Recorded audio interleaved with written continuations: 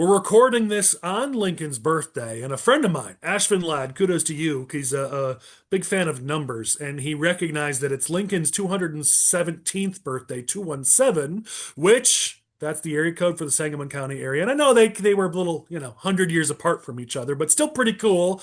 217 for the 217. So kudos to Ashvin. I love that connection. But happy birthday to Lincoln. Obviously, he matters a lot to those of us at Core and is a big part of our brand and what we push for. So it's pretty cool to be recording this on his birthday.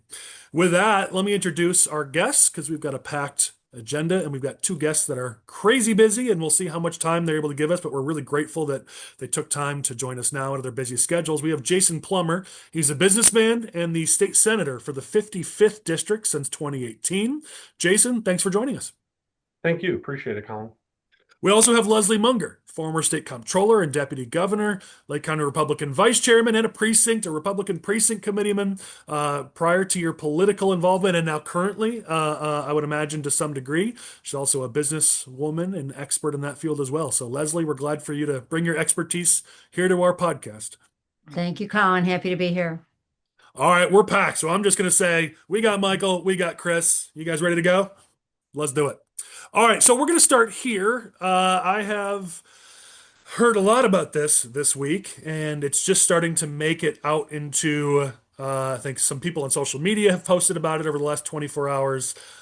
This is likely to make it into Pritzker's speech next Wednesday because, from everything that I have heard, Democrats are absolutely giddy over this. Republican State Senator Neil Anderson has filed a couple bills that we got to talk about. First bill, Senate Bill 3572. For those who follow sort of right to life and some of the terminology and things that some of the groups may push. It's called the Personhood Amendment or the Personhood Bill. The idea is you treat that unborn baby like they're giving them the same rights as somebody who was born.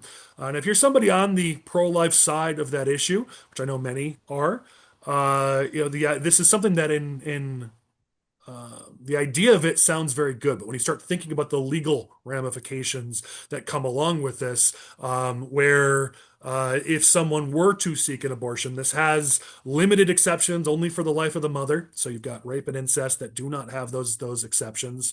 You can see how this can lead to some potential issues, and more importantly, from a political perspective, how the left could message this against us. But here's where it gets worse. Neil is also the filer and primary co-sponsor for Senate Bill 3892, which brings back the death penalty in Illinois.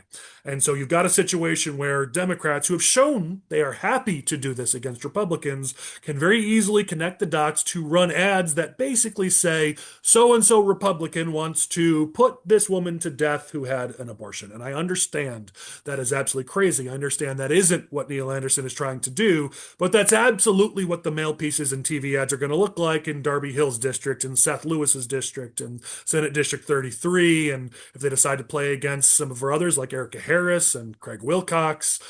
This is problematic on a number of levels. I'm not in any way going to attack Neil's faith or his belief in what he's trying to accomplish, but this is a political podcast, and the reality is I have talked to a number of people on both sides of the aisle who are very unhappy about this. Republicans because they know that we're going to get hit for this, and Democrats because they're ready. They're already planning on hitting us in this, and some people believe Pritzker is going to use it in his State of the State address next Wednesday. One more clarifying point before I open it up. I made a bunch of calls on this, and from everyone I've spoken to, this originated just from Neil, not from Senate leadership, not from any other members of the caucus. And so this is Neil Anderson doing what Neil Anderson believes in, and he has that right as an elected official. But Democrats won't spin it that way, especially because Neil has made donations to the caucus and to other elected officials and candidates. So this is a sticky wicket that is definitely going to cause some problems for Republicans. I think he's got a press conference next Tuesday to bring people from out of state, nobody from in state, to talk about how great this is. Anyways, a lot of problems, potential problems for this. The only group I see in Illinois supporting this is the Illinois Family Institute. Even Tom DeVore went publicly and said they weren't supporting it. From what I hear, even Andrew Chesney said, and he's obviously very conservative, said that he's not backing this. So Neil's on a little bit of an island on this one, but lots of talk behind the scenes about it. Open it up if anybody has thoughts they'd like to share. And Jason, I don't want to put you on the spot, but obviously it's your caucus. So if you'd like to share, you certainly can start off here. Well, we're in difficult territory here in Illinois. From a political standpoint, a lot of people question what kind of year 26 is going to be like. I've been working hard, and I know a lot of other great conservatives and great Republicans around the state have been working hard to try to put us in a position where we can influence public policy in Illinois once again. I think that we have some of that opportunity. I think that this cycle is an important cycle. The 28 cycle is an important cycle, and we really need to be adding to our numbers. My immediate concern here would be some of the names you mentioned. Craig Wilcox is a close friend of mine and a great voice in our caucus. I was the first Republican state senator from Madison County since like the 50s or something like that. And shortly after I was elected, we got Erica Harris elected from Madison County. So two Republican state senators from a county that hasn't seen a Republican state senator in decades. Then you get into Darby Hills, who's been great in the caucus, and some of these other folks.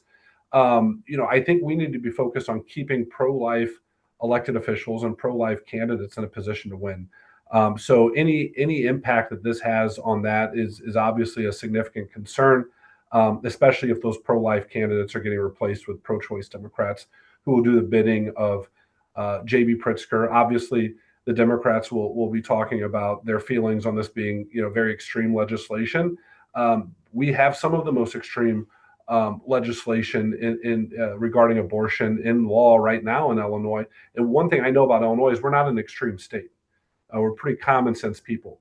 And so when you have Governor Pritzker, who doesn't have many positives to run on, he really can only run on President Trump and building his foundation to run for president.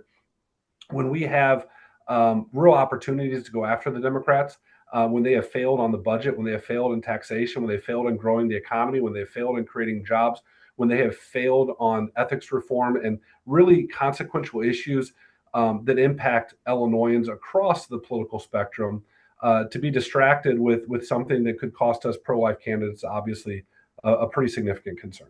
Yeah.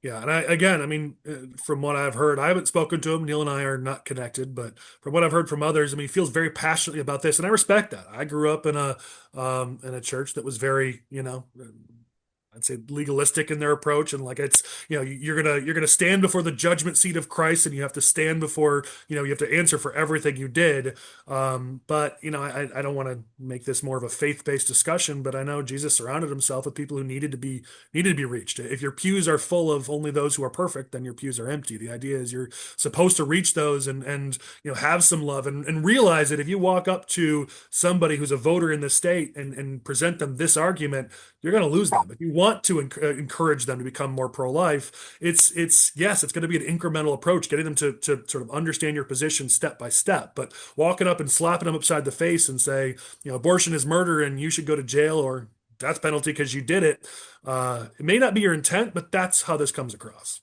Yeah. Well, stepping away from the policy side of it, Collin, you kind of touched on another piece that I think is important, and I'm gonna do this, Republican Senate caucus rah thing here for a second, but I'm very serious about this, and I think if you look at what the Senate Republicans have done the last couple cycles incrementally to be able to impact legislation, to be able to, we're fighting with a limited set of tools right now, but the reality is, I think we've been able to score some wins that maybe some folks haven't noticed.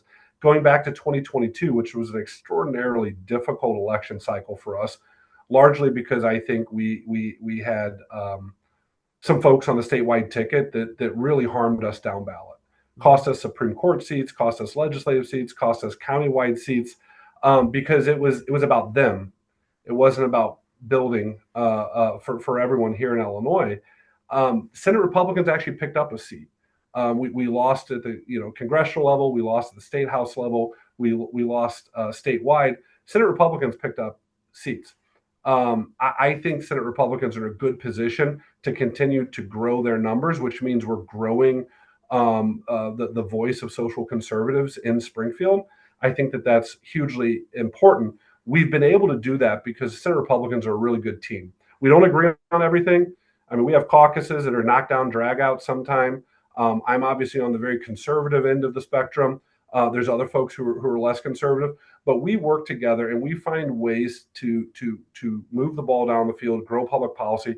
We work as a team. If I'm going to be involved in something that I think might be problematic for other legislators, I try to flag it. I try to talk with people. I know other legislators do the same thing. I think something that just really concerns me here is no one knew this was happening. Leader Curran had no idea this was happening. No one in leadership, and obviously the sponsors in leadership, no one in leadership had any idea this was happening. This caught people out of left field. It put a lot of folks in a difficult spot. House side, Senate side, statewide side, and when you're in a position, Republicans are in Illinois, you have to work together. If we're all in it for ourselves, we're going to get taken out one by one. But if we can work together, we can make progress. I think Senate Republicans have shown this. So the way that this has kind of been handled outside of the team mentality and frankly kind of hidden from people is pretty concerning to me, because that's not how we've been successful in Springfield. That's a good point. Go ahead, Michael. I think one of the important things on this is that, these bills are not filed like in a vacuum, right? And we've seen it from both sides where, you have members that file bills knowing that, well, this bill's not going to pass, right? It's not, this bill's not going to pass, just like there's a lot of bills on the Democratic side that get filed that are just blatantly absurd, like the, campfire ban and, menstruate, porta potties for individuals that menstruate at construction zones. I mean, they're absurd bills, but they have an impact on other members of the caucus and candidates that are running for these offices. So I think if you're, a state rep or a state senator, it may be the best bill in the world, but you got to be thinking about the political impact that it can have on other members of your caucus and also candidates that are trying to, get elected for the first time. Yeah, Harman's not going to let this pitch go by. He's going to make sure there's hearings on this bill. Some people think he'll call it for a vote. I think he won't, because I think he won't let Republicans show that they don't support this bill. He'll just keep it alive in committee and just make us eat it all the way through the end of session. Like, they're not going to waste this opportunity. There's no way. I think we'd like to kind of just harken back to the need to get a consistent message of things we stand behind, so that we don't have these random things coming up that when you look at the whole electorate, now this is something that is not a tent growing option for us as Republicans. We don't even have to wait for the Democrats to go after us for something we've done. We just do it to ourselves this way. And we know that on the pro-life, pro-abortion issue, that about 10% of the electorate is hard right and 10% of the electorate is hard left. And there's about 80% somewhere in the middle that thinks the laws we have are too extreme. But there has to be some kind of middle ground. And yet we have to go and define ourselves, or we have one individual in the Senate who will go and define ourselves as that 10%. And it's, I know it's frustrating for me as I've been working on trying to get consistent messaging about the things that are most important to the voters, so that they will relook at us as a viable party of better leaders for what they care about most, which is a better economy, more jobs, lower taxes, just economic issues, public safety, safe neighborhoods, criminals that actually go to jail and don't come back out. And then better educational outcomes for our children when our math and reading scores are, in the single digits in many school districts around the state. These are the things that the voters care about. If we would stand on these issues collectively, we would start to win them back, because the Democrats are terrible on these issues. But instead, we have to go down the very narrow social issue. And it would be really helpful if we could work our elected leaders and those of us who are speaking on behalf of Republicans could start hammering on the three issues: the economy, safety, and educational outcomes, instead of all this other stuff. And I say that as a pretty strong conservative. And one probably is more to the, closer to the far end right on the pro-life spectrum. But it's just not important. That is not where a majority of the voters are. We need to grow our tent and not diminish it. I think one of the biggest problems that has been with the pro-life movement in general, and the Republican Party particularly, is that they don't actually think about where their messaging is going. And the Democratic Party for years has been calling out pro-lifers as being pro-life up until birth. That the Republican Party and pro-lifers don't actually care about human beings after a child is born. And to some extent, that's accurate. And it's in reflection of bills like this that gives the Democrats and the Pat Brady's of the world ammunition to use against us, because people actually want to see children being born in this country and actually have those children live a successful life, be given access to health care. It's the concept of womb to tomb in a consistent life ethic. And we have to mix everything together as Republicans for whatever reason, that in addition to talking about abortion restrictions, we also have to talk about the death penalty. And that's not going to win any votes in this state. It's just not. And the Democrats have been showing the Republicans that for years. And for whatever reason, the pro-life on the end of the spectrum has not figured that out. And it's part of the reason why they haven't won anything ever since Roe v. Wade was overturned. That was the big win for the pro-life movement. And ever since then, they haven't made any gains. They've kind of just written everything off, and the entire country has moved against them ever since Roe v. Wade was overturned. So I would encourage people within the pro-life side of things to actually take a look around and think about what you're saying, what you're doing, and how it can affect the movement in general. There is a desire in this country to restrict abortion access. There always has been. And But Chris, by doing can we clarify for a second? Like, you are one of the most pro-life people I know. Like, it's just so anyone doesn't realize you're giving advice as somebody who feels very strongly and passionately about this issue. So I just want the people to only realize reason why I am in front of you, viewer, right now is because of the abortion issue. Because the Democratic Party moved so far to the left on the abortion issue that it dictated that any heresy against big baby killing was a reason to throw somebody out of the party. And that is the only reason why I'm sitting in front of you today. And I think that there are many people in this country who feel the same way, that there ought to be restrictions on abortion, and your political opinion shouldn't be condemned outright just because you happen to believe that. But you can believe those things and still be productive, and that's something that the pro-life movement and Republicans are incompetent either way, so who cares? But that's something that they haven't been able to figure out ever since Roe, or in general. So I'm in the state senate. I'm a very pro-life person. I think everyone knows that. What's interesting about this issue, two things. Not only some folks can have a certain political position and they're very safe because of whatever district they come from, because of the way the Democrats have gerrymandered the map. I ran statewide as a pro-life candidate and had a fair amount of success. And one thing that I learned during that campaign was there's core constituencies to the Democrat Party that are on our side on this issue. And what we have to be focused on is educating folks and changing hearts so they can see the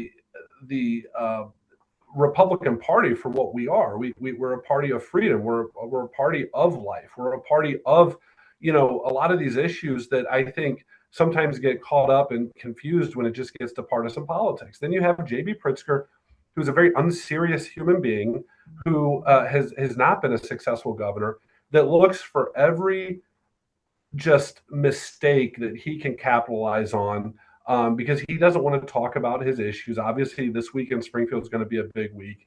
And my fear is going into a very important week, going into a very important election cycle, and being in the minority in Illinois, we have to work together. And I was on the phone earlier today with a leader of, I think, one of the best, most impactful social conservative organizations in the state of Illinois, someone I view as a mentor and a friend in a lot of ways. Listening to his opinions on this was very insightful, very helpful for me. But what caught my attention was the groups that typically, you would say are the social conservative groups and the pro-life groups, they were all caught off guard by this. They're not on the same page on this issue. And so when you're in the minority, when you are pushing the rock up the hill, you have to be on the same page. You have to be working together. And some of the biggest problems that I've seen for Republicans politically is when people get on their own soapbox and they chase their issues and they don't work as a team. They don't work on the long term. It's very me now. It's very Facebook oriented. It's very press conferences and social media.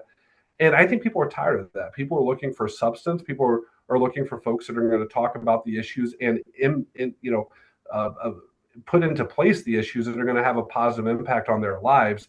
And I just am afraid that again, a situation like this could cost us a lot of great candidates, could cost us some good elected officials, and then we go into 2028 and 2030 in a deeper hole. And those folks aren't going to be replaced by pro-life candidates. Those folks are going to be replaced by extreme far left pro-choice people who are going to set the family agenda backwards. And so as someone who is unapologetically pro-life and probably cares about this issue far more than people realize, I am concerned that this sets us backwards. And I am very disappointed that we didn't come at this from a team mentality, because I think if we would have come at this from a team mentality, we could have moved the ball down the field. Yeah. Let me close our topic just with this. I mean, I teach how to persuade, and I think we see this struggle with conservatives and Republicans throughout the country, to be honest, but certainly see it here, where an analogy I like to use is, I like my steaks mooing if at all possible, but there are those who like their steaks well done and dipped in ketchup, and that disgusts me, and I think they should be deported for that. But if you want to take someone like that and convince them to eat their steaks more rare, you're not going to slap them upside the face with a rare steak and say, you're going to hell unless you eat this, because they're probably going to throw up and they're never going to eat it. You take them from the well-done steak, you get them to do medium well, and you get a really good steak, well-flavored, good, tasty, and you show them, look, see, it's a little more juicy, it's a little more tasty. Then you move them to medium, and then medium rare, and you work your way to it. Again, you plop down a steak that hasn't been touched by a flame, they're never going to touch it. And I think this is what you've got to understand is if you want to persuade somebody to your side, you've got to give them the opportunity to take steps towards your direction instead of telling them that they are evil because they don't agree with you. That's never changed anybody's mind in the history of the world. All right, let's move to our next topic here. We've got a couple more policy topics, so I'm glad we've got Jason and Leslie with us, since we, sometimes get too much into politics ourselves. We got politics next, don't you worry.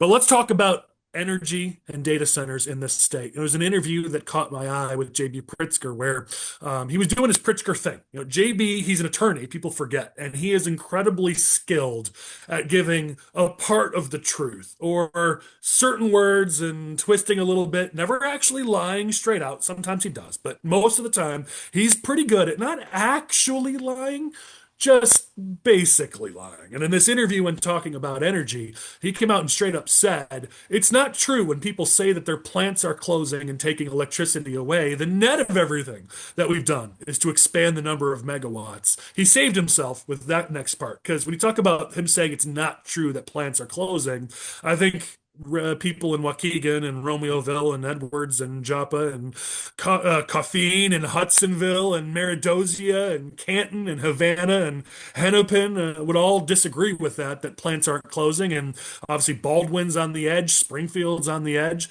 So this idea that we're not closing plants is a complete lie, but he saved himself and pretended like it was true. But here's Pritzker trying to claim like we've been, those Republicans are trying to say we need more energy and more supply. We've been doing that. Like, no, you haven't. But Governor Gaslight is very good at spinning his side and doesn't tend to get called out for it. The reality is his own agencies came out and said that we are heading close to an energy shortage. We are headed towards even more price increases in our very, very near future. This is going to be even more of a crisis, which of course IMA and other groups said we didn't need a 222-page report to tell us that. We all knew it, whether it was CJA or FIJA or SURJA or whatever the next JA is going to be. This is a problem. And here's the thing that brings us all home is data centers is obviously big right now. And anybody who's see that the Illinois Clean Jobs Coalition and several lawmakers and others have introduced the Power Act to add guardrails on what data centers can and cannot do in the future, ignoring the fact that it was Pritzker who was desperate for any type of business development so he could look like he was doing his job. So it was Pritzker who, without any rules or guardrails, got as many data centers as he could into Illinois, which jacked up all the energy costs and water bills for residents throughout the state. But now, of course, the same people who brought you the energy crisis are here to save it. Just trust them.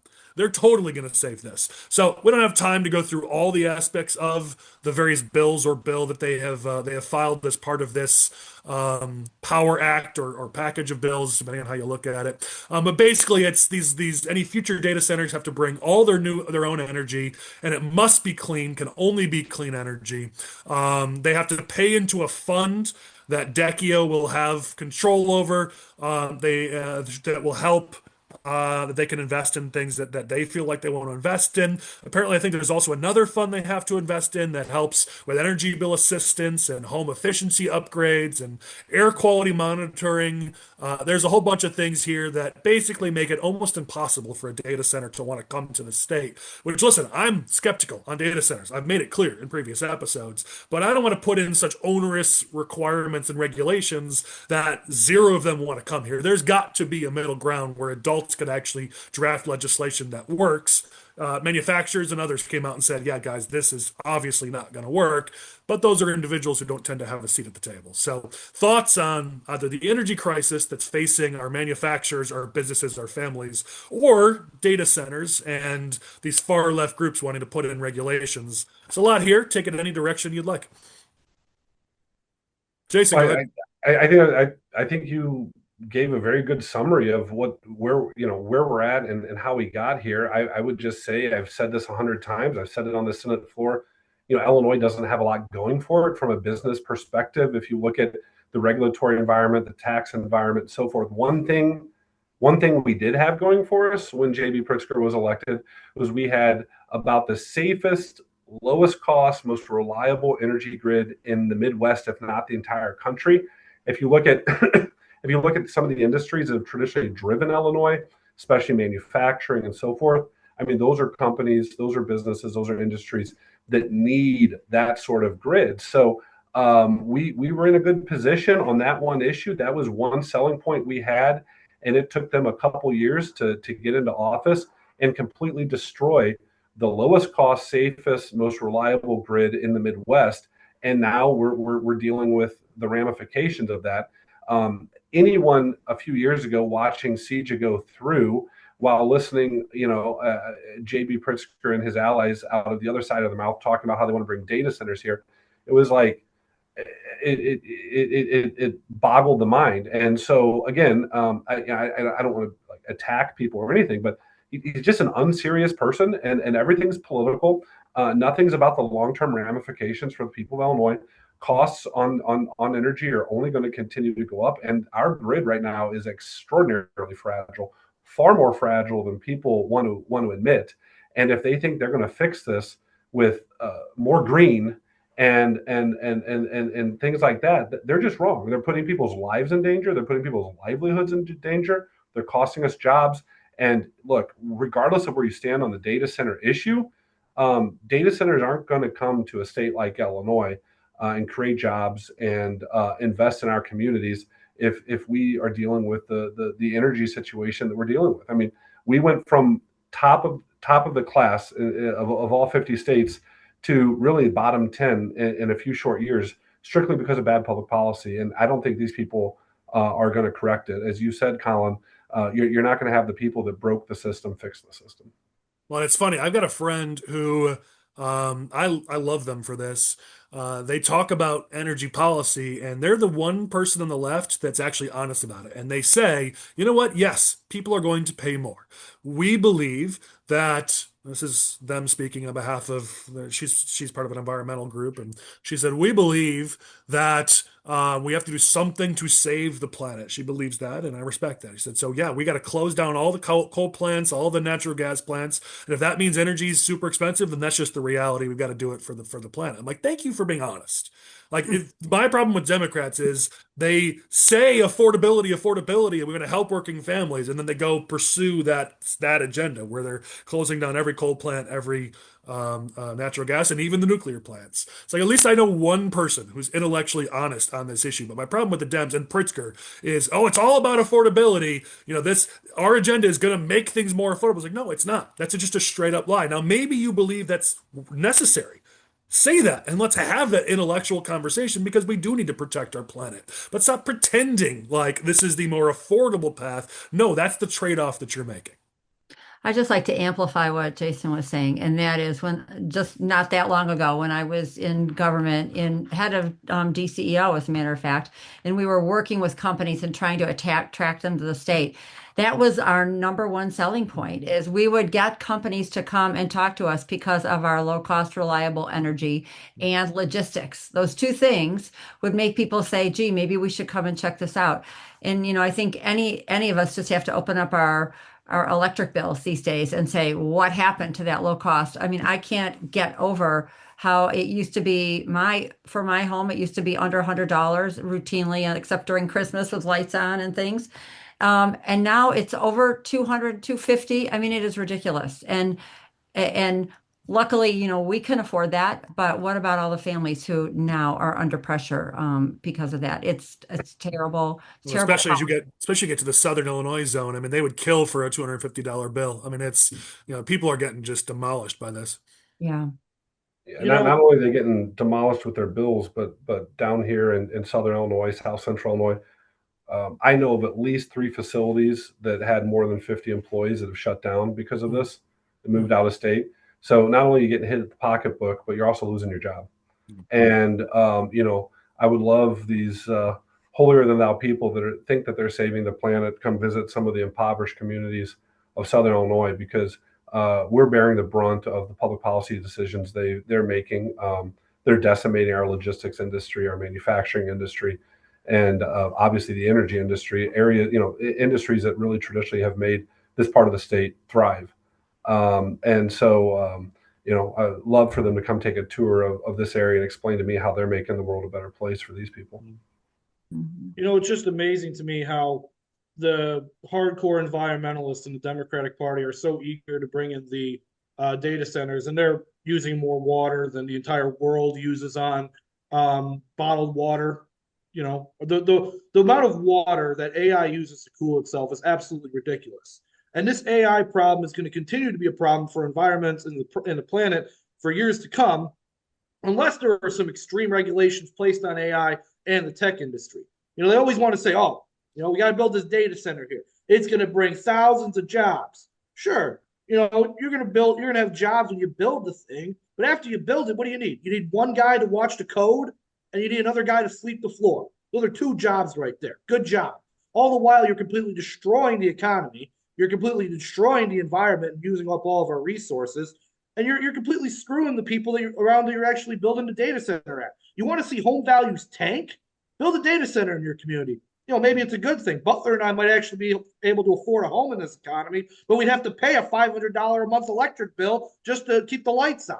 So this is ridiculous. It's absolutely screwing my generation. It's screwing Butler's generation. It's screwing the entire planet. We're just going to let AI come in and take over for, I don't know, economy because, Elon Musk said it was a good idea. Come on, guys. Well, I think what's interesting, and I'll move us to the next topic in a second here, but I think what's interesting is one of these quotes, part of these bills are to keep it, they can't be built in black or brown communities. It's worded a little bit different than that, but that's essentially the point. Which, listen, I understand. We've got generations of an economy where we tended to shove our industrial plants into lower income minority communities, and they paid the price for that. So I understand where this is coming from, but one of the few benefits of these data centers is they do generate local property tax or local tax dollars. They do help the local economy at that level, even though Chris is right that long-term jobs are minimal. There's construction jobs initially, and there are tax dollars that are generated. And you look at some of these South Side communities that are being destroyed by property taxes. I would imagine that the revenue generation of data centers might actually help that problem. But one of the tenets of this bill is to restrict that and not let that happen, which I understand where it's coming from. But these are communities right now that are getting killed by massive property tax bills, and this actually could help with that. So again, it's one of those situations where we feel better about ourselves. We can pat ourselves on the back, but the people we claim we're helping, we're actually hurting. Well, sure, Collin. Let's let Jason go, and then we got to move on. Yeah, I know you want to move on. I'll be brief. I just would highlight too you have to have 2 things I think in Springfield to keep your sanity. One, you have to have a sense of humor. You have to have your faith, right? These people call themselves progressives, but really their policies are the most regressive policies that you will find. And one thing that is frustrating, it's also mildly amusing, is you're never going to make them happy.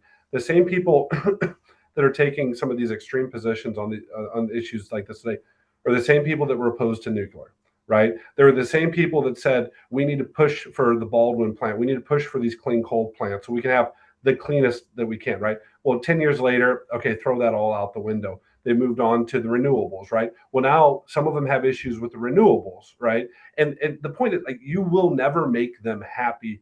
It will never be clean enough. It will never be good enough. And the reality is, I don't think that extreme small minority of people needs to be satisfied when we're taking jobs and opportunity away from the vast majority of people in the state. Those jobs are going to other states. We're importing dirty energy from other states that we could be doing much better here in Illinois, much cleaner, and creating the jobs here. So, I mean, all these progressives that pretend like they're saving the planet, they're saving the world, they're actually enacting the most regressive policies in the country, and they're impacting our families. And and until we give up on trying to satisfy people who will never be satisfied, and we just focus on common sense policy, we're just going to be, having the same argument over and over again. And I think there's also the side of this where Republicans and conservatives need to start talking about these issues ourselves, because we let them own it. We let the left own it, and then it's their issue. So anytime people want to make progress on this, there's only one side that's talking about it. There's only one side that has policies. Where's that Republican plan? Where's that conservative plan to grow our economy, create energy, and be environmentally friendly? I'd love to see that put out there by somebody. It's sitting in assignments, Collin. There you go. You're right, but you get my point. All right, last one here, and this is more probably for Jason, but it's also just for me to rant a little bit too. But looking at the budget, so you'd be right to say, do we have money or do we not have money in the budget? Because on the one hand, we hear, oh, the state's revenues are record high, $1 billion over what was expected, and then we hear, well, because of the Trump White House, we're suddenly losing all the money in the budget and we have no money. It'd be understandable if you were confused. But who's not confused is Democratic legislators and far left groups, because I will give credit where credit is due. Cat Facts called this out well before I had a chance to do so. But I saw the same thing here, that when Pritzker came out with his proposal, which I applauded, and said that it was more fiscally responsible than we tend to see out of Democrats in the state and that of Pritzker, to invest in our pensions and try to shore up our pension system instead of significantly increasing pension benefits or using the money elsewhere. A whole bunch of left of center groups said, huh, so you're saying there's money. And so suddenly they're all coming to the Christmas tree. They're all coming to Santa for their money. Just a few examples this past week. You had Graciela Guzman and Will Davis, and a bunch of teachers unions and others. They want $4 billion for schools and other related things. You had Dagmara Avalar and Lindsay LaPointe. I always get that wrong. They want to use a new FRESH program, so anybody who has proven that they could not reach the SNAP work requirements, the state of Illinois is going to give them 3 times what they lost in a payout if these individuals have their way. Karina Villa put forward legislation. Well, this was revenue generating, but she wants a wealth tax, not even it's actually a wealth tax, which we've talked about has some problems. So they want more money, and of course they want to spend all of the money and then some. So welcome to Illinois, where we're constantly told there is no money, but hey, you know what? Just keep your hand out and maybe we'll fill it up from our magic bucket somewhere. So I don't know, Jason, what you're seeing, but it seems like they're going to keep ramping up spending just like they've been doing. I think they think their job is to come to Springfield and spend money. Look, 20 years from now, when people are writing stories about this era, the J.B. Pritzker administration will probably be considered one of the greatest missed opportunities in Illinois history. The pandemic was a tragedy, but going into it, we were in a very perilous fiscal position. The pandemic generated a tremendous amount of money from enhanced sales tax, from inflation, to all the federal COVID dollars, to all this other stuff. And we had a real opportunity, like some other states did, to take that money and address some of the real structural issues that are impacting the state, whether that's pensions, whether that's investing in assets, whether that's really using that money for the long-term benefit of the state. And I hate to use the term as a former Navy guy, but J.B. Pritzker and his colleagues,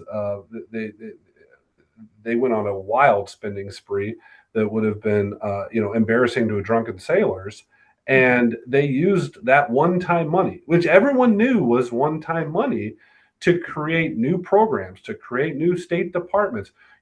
Just last year, J.B. Pritzker was bragging that state worker employment was at a record level. It had never been higher before. Meanwhile, our private sector employment is about the worst it's ever been, right?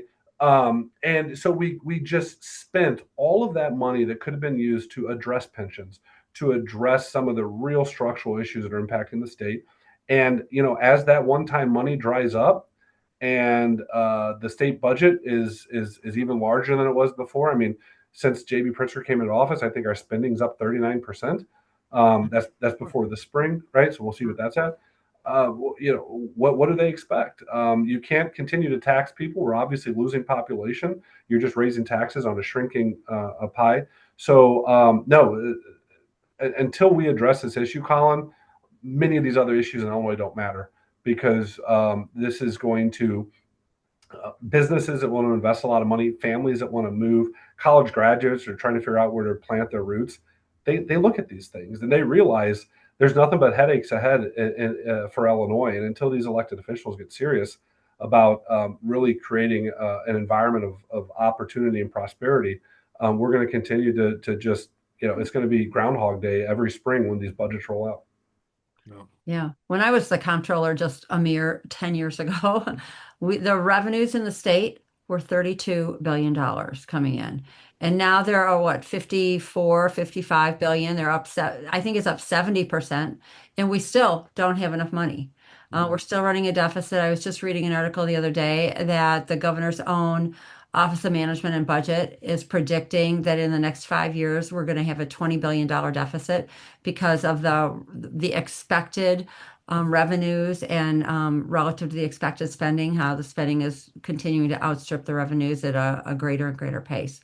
And, I think we all know that it's not that we don't have enough money, coming in. It's just how it gets spent, and lots of wasteful projects. And also saw something recently. I don't know if this is completely true, but there were people saying that from a preliminary look, that the amount of money that's going to fraud, just like what has been looked at in Minnesota, in Illinois, is even, I think Illinois and California were like called out as the two states that were actually worse than what they were talking about in Minnesota.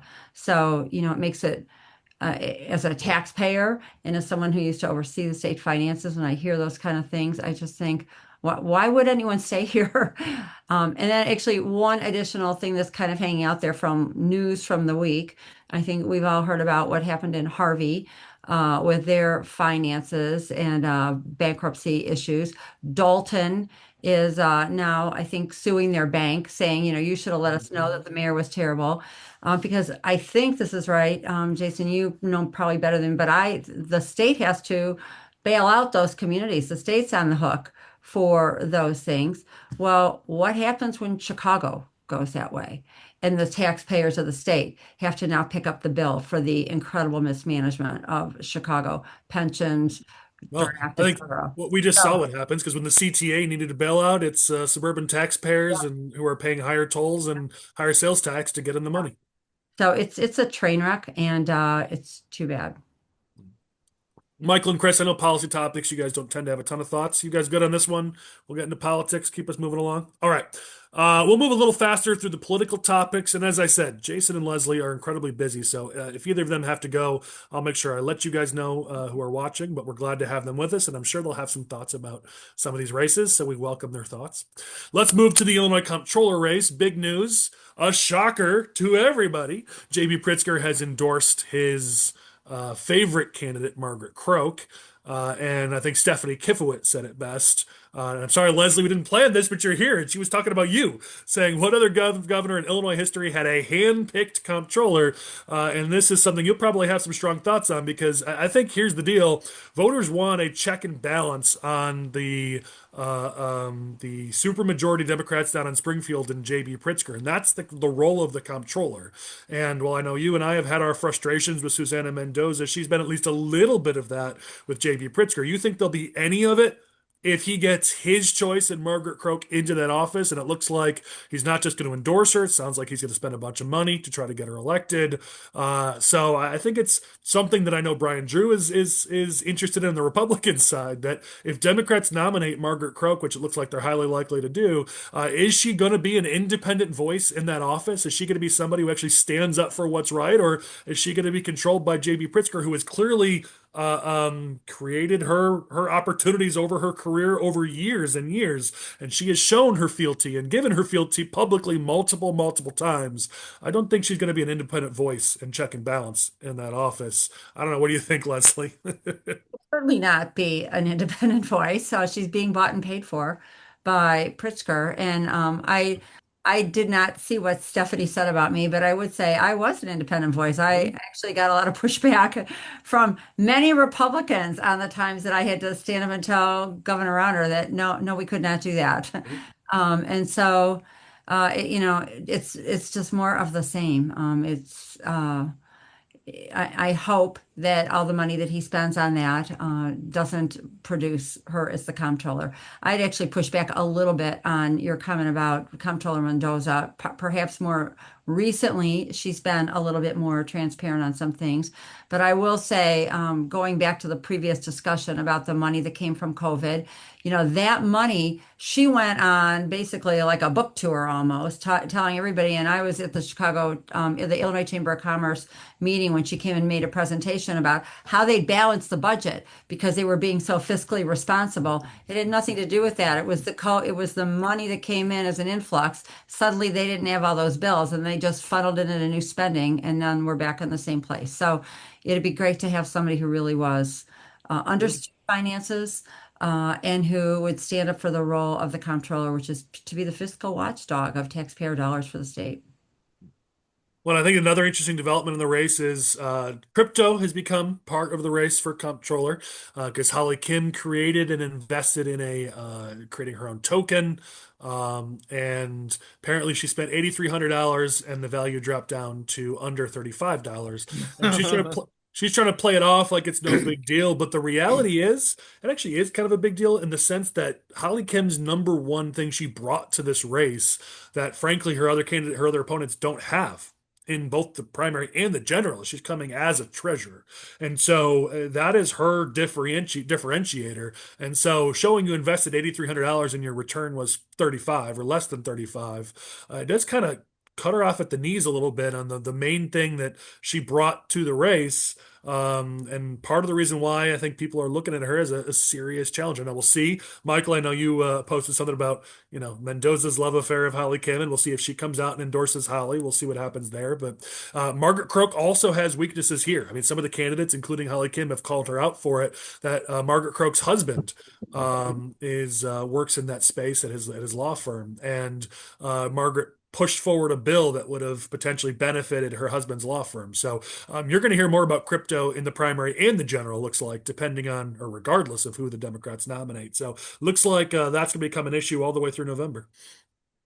Well, I think it was absurd. I mean, why would you invest? I mean, I guess for potentially PR, but it had the potential of backfire too. But why? I mean, and it did. Why would you invest, campaign funds in crypto, and go from, $8,300 down to 38? I mean, and she wants to be the comptroller for the state of Illinois and oversee our money as taxpayers.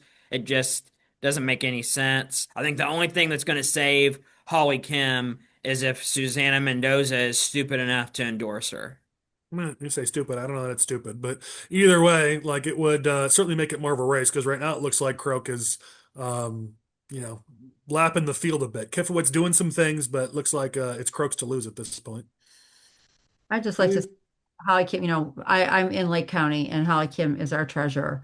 And she kind of fell into that role because we didn't have a good candidate to run against her. And she has limited financial skills that came in with her. So I'm not completely sure how much better of a comptroller she would be than, at a state level. And I think all the treasurer does is send out the bills for the property taxes and collect the money. So. Yeah. All right, we're good on this race. Everybody good? So you're saying now is the time to invest in Kim? Buy low, sell high. There you go. Buy chicken token. That's what it is. There you go. I mean, it is Chicken token. clever. She got backyard chickens. I mean, it's clever. It just didn't work out.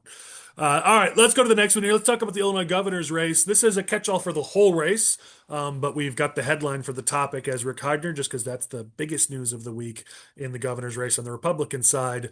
First, our buddy Patrick Finkston had a story that said some of his sources were saying Heidner was unlikely to inject more money in his race, and then almost immediately after, sorry, Patrick, but looks like Heidner put in $250,000. Now, I think both things can be true because $250,000 is not going to win Heidner this election. So it could just be that that's the money to get him through the end, pay his bills, pay his consultants, pay his staff. We'll see, because if you want to win this race, it's going to take a lot more than that. Right now, at this point, he's basically just playing spoiler because Heidner's not taking any votes from Darren Bailey. So any votes he takes, they're coming from people who would have gone for Dabrowski or maybe Mendrick. So you're basically splitting that vote between those three candidates, and Bailey continues to consolidate and grow his lead. So looks like obviously Bailey is the front runner. A number of people seem to be just assuming at this point that Darren's going to run away with it. If you don't want that to happen, you're going to have to figure out of these other three candidates, which are you going to back? Because if you split the vote between the three, Darren's going to win by a significant margin. So any thoughts on the race just in general? It's just a weird dynamic with Heidner because obviously right out the gate, he's got this ad running full bore. He sends, this huge 4-page mailer out to every Republican voter in the state. And then it's been, 10, 12 days since anybody has heard anything out of him. So I can get where people were wondering, is this guy really serious? But then one day later, he puts in $250,000. The other thing that I think is kind of interesting too is you look at those A1s and you see the number of A1s they're filing, and it's not small dollar amounts, right? There are some 1,000 and 2,500 and 5,000, but there's also, 25,000, 50,000, like large checks that are coming in from, donors, small business owners, large business owners. So it's this weird thing where it's like you're trying to figure out if this guy's serious or not. If he's picking up $50,000 checks from people, I feel like that's pretty serious. You don't write a $50,000 check to somebody that's not serious about running. Now, only thing I'd say to that, Michael, you're right, but I just pulled up before our podcast, I pulled up the A1s just from February and who's been raising in February. And Heidner's only brought in 10K other than his 250K. He brought in one check at 10K. So in the last few weeks, Heidner's, right down there with Jim Mendrick, basically. Bailey, to his credit, has done 39K, which is the best of the field. It's not great. It's not enough, but it's more than the rest. Dabrowski's got 18.3K. So you look at Heidner, and I know that there's big checks from himself, and he did raise a lot for a period, but it's been pretty quiet for several weeks now, which is why people are wondering, are you in this or are you not? Because you got everybody excited, at least for there to be an interesting race. But now it's been dark ever since. And at this point, was your intention to win, or why did you even get in the race? Yeah, I don't know if anyone really, other than him, Heidner himself, I don't know if anyone really understands what the thought process is or what the strategy is. I'm very biased here. I'm obviously I think I was the first legislator to endorse Ted Dabrowski. I'm 100% for Ted.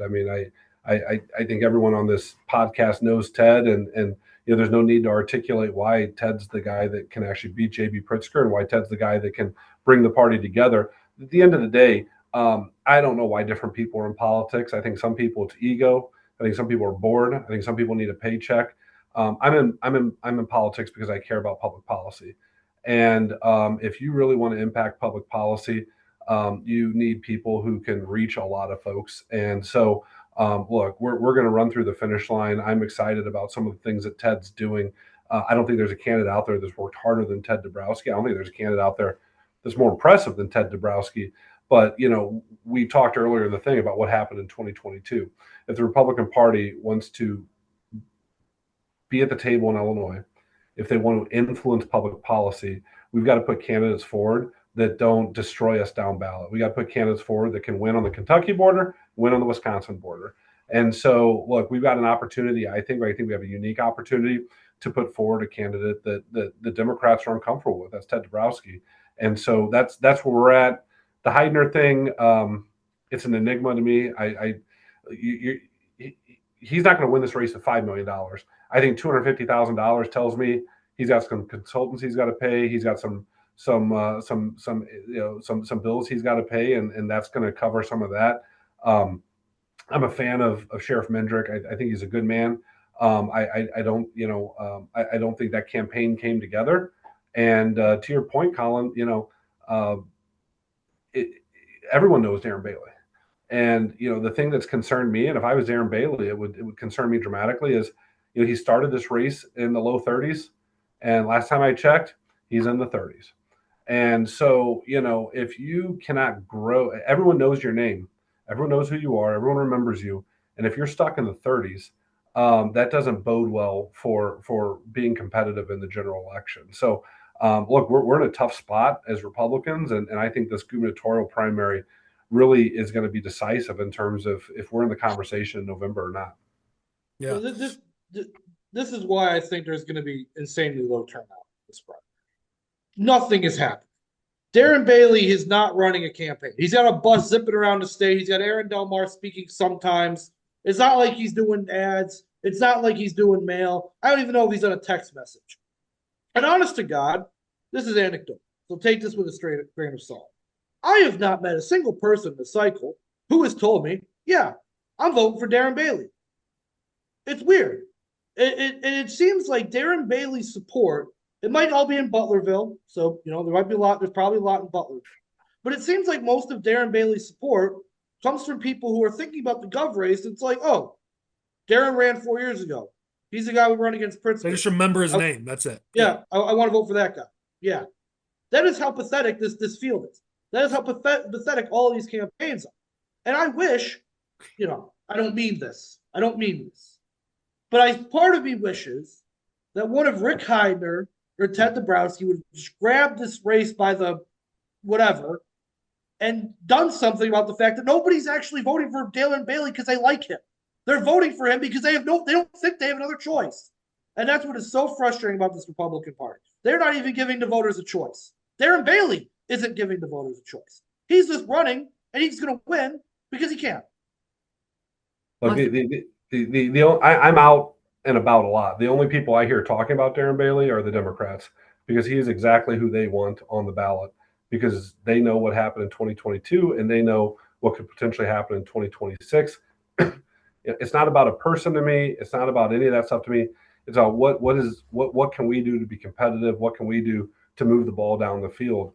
And the reality is we've seen this movie before. So look, we've got some time to go before this primary. Obviously, it's getting closer by the hour. But Ted is out there. Ted is working hard. There's a tremendous number of undecided people, and we're going to reach every single one of them that we possibly can. And I am somewhat comforted by the number of Republicans I meet out there that say, look, we can't have what happened last time. We need something different. And I think Sheriff Mendrick was out there, good guy. I don't know the Heidner situation. I wonder why he's in the race. I've got some theories there. But I think Ted is clearly the alternative, that if you want to, have a nice primary night, but also be competitive in November, help our down ballot candidates and put J.B. Pritzker on the ropes, Ted Dabrowski is the candidate that can do that. I'm 100% behind Ted also, for all the reasons Jason just went through. I think he's the only one who could actually have a prayer of having us be competitive and hopefully win in November. And we've got to start thinking about putting forth candidates who can win the general, and not just who's the most conservative, the most conservative or whatever person that gets through the primary. We've got to find the candidate that can win in November in the general. And Ted brings forth a skill set that is broad enough that it really helps, again, bring in people that normally don't think about voting for Republicans. Yeah, just to our audience, just so we don't ask people who they're backing for governor before booking them. So we didn't plan on having two Dabrowski supporters on the podcast this week. I'll balance it out just a little bit, because for me, I just want somebody who can beat Pritzker, which means a strong quality campaign. You saw the fundraising numbers in February. None of these candidates are doing enough, but you've got, Dabrowski was the candidate who could raise. That's what we were told. He's the guy who can win because he can raise and build a coalition. And well, some of those things, the endorsements are there. He's clearly building the coalition, but we need to see more fundraising. If Darren Bailey is out fundraising, fundraising you, that's a problem because we all know Darren Bailey can't raise any money. So I'd like to see more fundraising, especially. And then Heidner, again, either be in or don't. But if all you're doing is splitting the vote, I don't know that that helps the party. But and some of these campaigns, I don't know. Show us better campaigns. You got Darren Bailey posting about how he's got a beef with the butterflies. He meant to say he's got no beef, but they had an error in the post. And you should check out his Facebook page, all the many, many comments on that post because of $25,000 being spent for monarch butterfly restoration.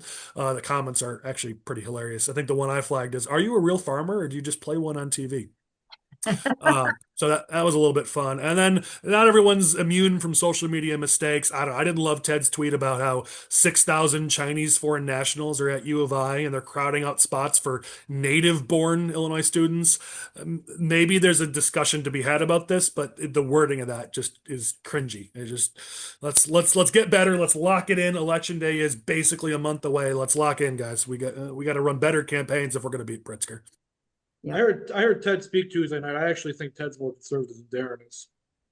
Just hearing his speech, I think Ted's more conservative than Darren is. Yeah, look, I mean, I don't know what world we live in where Ted Dabrowski is not like a great conservative, both on economic issues and social issues. I mean, if you want to talk about someone that's really been influencing public policy for years, it's Ted Dabrowski. I look at a lot of half the candidates that have ran the last 10 years in the Republican Party are probably running off of information and data generated by Ted Dabrowski. The reality is, I think different people kind of try to create narratives around themselves based off what office they're running for, what year it is and stuff. But the only candidate running for governor that has been consistent on the impactful issues facing Illinois families, on jobs, on property taxes. I mean, I don't know any Democrats in Springfield that have voted to raise more property taxes than Darren Bailey has. I mean, if you want to talk about consistency, Ted Dabrowski is the only one that's been consistent on these issues. You get him in front of a room of people may not know his name at first, but people leave those rooms at 70, 80, and 90% enthusiastic for Ted Dabrowski. So, look, we are out there trying to touch all those people. And at the end of the day, all four people running for office, they're good people, they're family people. They're committed to the state of Illinois. But at the end of the day, we have to win and we have to be competitive, and we can't kill ourselves down ballot. And I think Ted's the guy that can do that. He can unite the conservatives. You look at the social organizations, the fiscal organizations, the elected officials have all backed Ted Dabrowski. I mean, I haven't seen endorsements for these other candidates, and I don't think endorsements matter that much, but I do think they matter when they're people who have worked with all four folks. Yeah. And listen, I think there's very little daylight from an issue perspective from these four candidates. They're pretty aligned. So then it's a matter of, who do you like more? Who do you think can win? Who can build up a campaign? Leslie, if you've got a thought, if you could just do it quickly so we can go to the next topic. So I didn't mean to suggest Ted wasn't conservative. I think, everyone just thinks Darren Bailey because that's all he talked about, before was his conservative roots. So I just want to make that clear. Yeah. Cool. All right, let's go to our last statewide race we're going to talk about here, and then we'll go quickly through some legislative races. Let's talk about the U.S. Senate race. So on the Democratic side, Pritzker has ramped up his spending on behalf of Juliana Stratton. And since the last time we talked about this race, at least $7 million in new ad reservations, though there may be more that I've missed that are going in for Stratton. And it's interesting enough, somebody posted this on X or Twitter, that up until that point, Raja had spent $20 million in the air and Stratton only 1.5. But from that moment to the end, future reservations, Stratton had 7.1 and Raja only had 3.6. Now, Raja has a lot of money. He can change that. But it is interesting to see that if Stratton's going to make a move, obviously they're starting to spend. We'll see if it happens. A poll was done by people who are backing Stratton. So just to be clear, these are people who are going to be aligned with Juliana, that shows she's up to 23% supposedly, while Raja is staying in the mid-30s. Hasn't really moved much. Now, they crowed this and said Stratton Mentum, which is like the worst thing I've ever heard. But the reality is this same pollster polled 2 months ago, and Stratton's only up 3 points with this same pollster. Raja's only up 2, Robin Kelly's down 1. So this idea that Stratton is surging I don't know that the polls are showing it, but it certainly JB Pritzker hopes that they are, because it's going to look real bad for him if he can't even get his light gov across the line in a primary. So I guess we'll start on the Dem side, and then we can talk about the Republican side. Any thoughts on all that? I'm sure Chris does. Well, I think a lot of the polling that we've seen so far has kind of been similar, right? Where it's like Raj is in first, low 30s, Stratton second, Kelly third. There's probably, 65% of the vote if you add those three together, and then you have undecideds, and then you have all these, this clown car of no-name candidates that aren't really doing much other than posting on TikTok. So I think, if Pritzker is going to go all in, like it seems, and it seems like he is, and bankroll Stratton, I think Stratton has, an outside chance of upsetting Raja and kind of turning this race on its head if she continues to kind of pick up some of those. I mean, even if it's just 3 points, I mean, that's 3 points, right? It gets her closer to Raja. Yeah, I think the polling I've seen indicates that Stratton is moving in the right direction. And it's coming at the expense of Robin Kelly less than it's coming at the expense of Raja Krishnamurthy. It seems like Raja's support is pretty baked in. It's the boomer Democrats who are watching TV 24 hours a day. It's like, oh, Raja Krishnamurthy, I'm going to vote for that guy. That's Raja's support. But the polls are moving in such a way where it still gives Pritzker a window into investing in this race. If there was no movement, I think we just, piss on the fire and call the dog, so to speak, on this race. But as of right now, it's moving in the direction of Stratton. So I think Pritzker is going to keep investing. And Stratton, as I say every week, Stratton can and should win this race. And if she doesn't, it's going to be a horrible indictment of the political people on Pritzker's side and of Juliana Stratton's candidate, because you could not beat the guy, which, by the way, guys, this is also a reflection of what's happening on the Republican Party's governor's race as well, is that if you can't beat the guy who's stuck at 30% for the last 4 months and your spending has not really moved the needle that much, that's an indictment of the race you're running. So I would say that Stratton can still win this race. I think she's got a better shot than anybody else has of beating Raja in this race, just because of how much money she can spend at her disposal. But you've got to get there. You've got to spend the money. And honest to God, you've got to just not let off the gas from now until March 17th. The next 33 days has just got to be Juliana Stratton, Juliana Stratton, Juliana Stratton. And if they do that, they will win this race. No let-ups, no breaks. It's got to happen.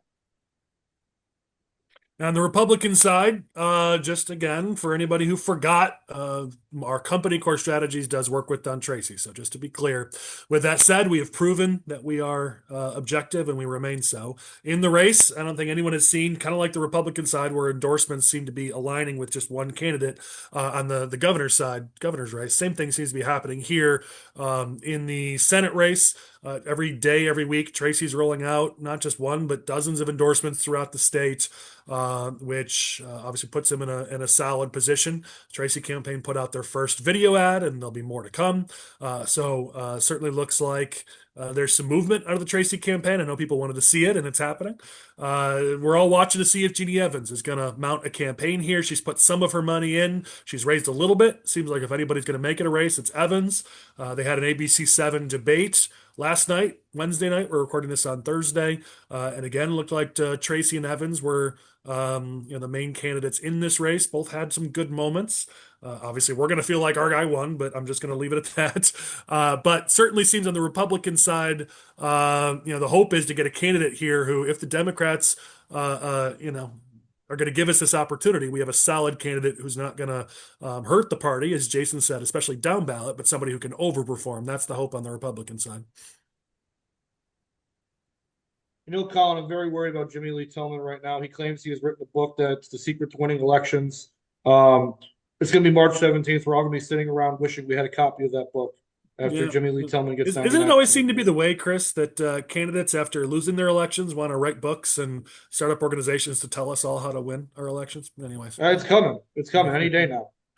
All right, let's go to some legislative races. We'll go through these again decently quickly, but let's move over to Senate District 33. The two Republican candidates there are Jessica Breugelmans, who the Senate Republicans prefer, and Danielle Penman, who seems to be pulling a lot of support from labor. And Jessica Breugelmans also has the support of the retiring Senator Don DeWitt, who is currently the 33rd District Senator, and someone many of us are big fans of and are going to miss, who has donated a significant amount of money from his PAC over to her.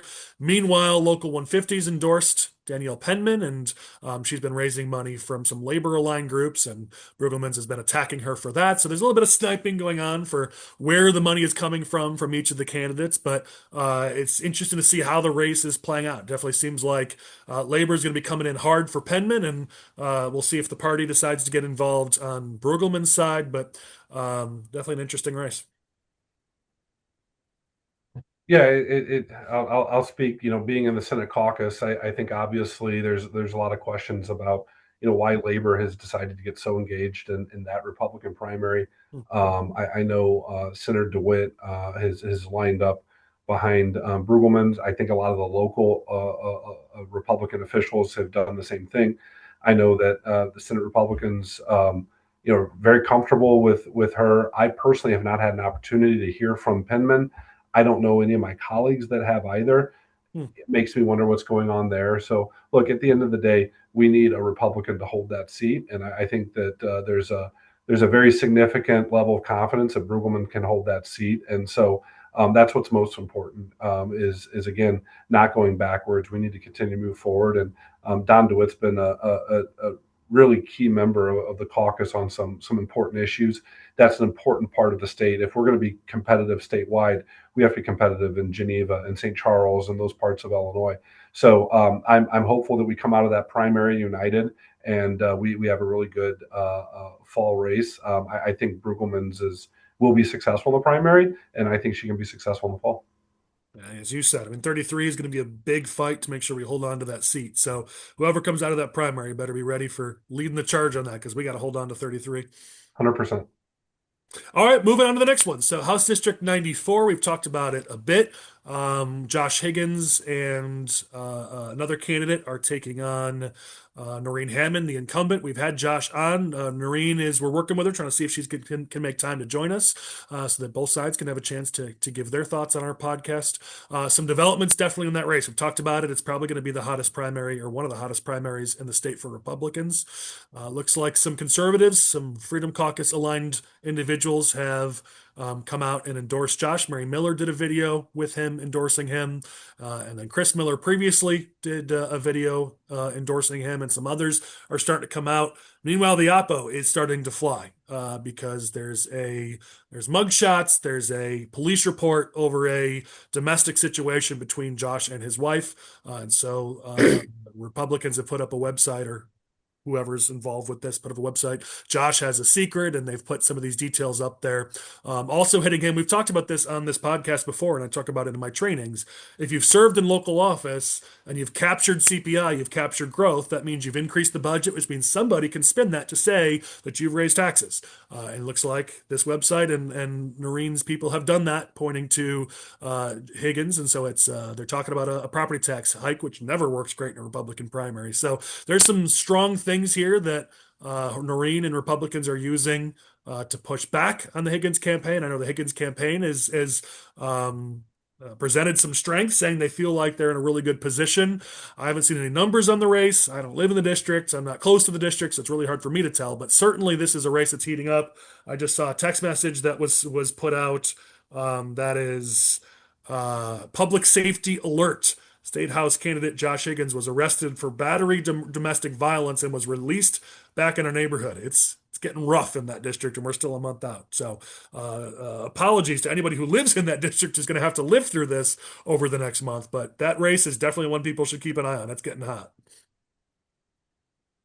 All right, I will move us along here. Let's talk about House District 118. I know, Michael, you're our resident expert on what's going on down there. You've been keeping us appraised, and it looks like after the race changed, after the People who the candidate that people assumed was the front runner stepped out. Looks like people are starting to align. At least the Freedom Caucus is around Harold Visser. Michael, any updates on that race?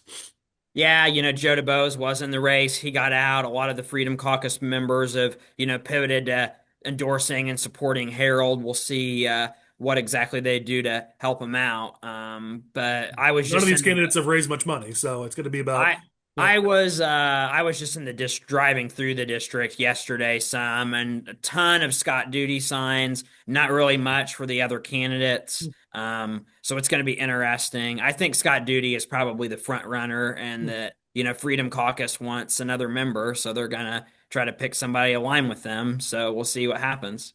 Interesting. All right, let's go to our last legislative race here. Let's talk about House District 76. So this is one of our tech team and even Ryan from our ops team, their favorite tactics is to buy other candidates' domains, especially when they let them lapse. And Murri Briel did that, where she let her domain lapse. And House Republicans, kudos to them, they pounced and bought it. So now they've put up their own website at that domain that talks about how she's raised the cost of living and taxes and everything else. It's a fun little tactic. And well, the problem for the candidate when this happens is you've used that domain on things.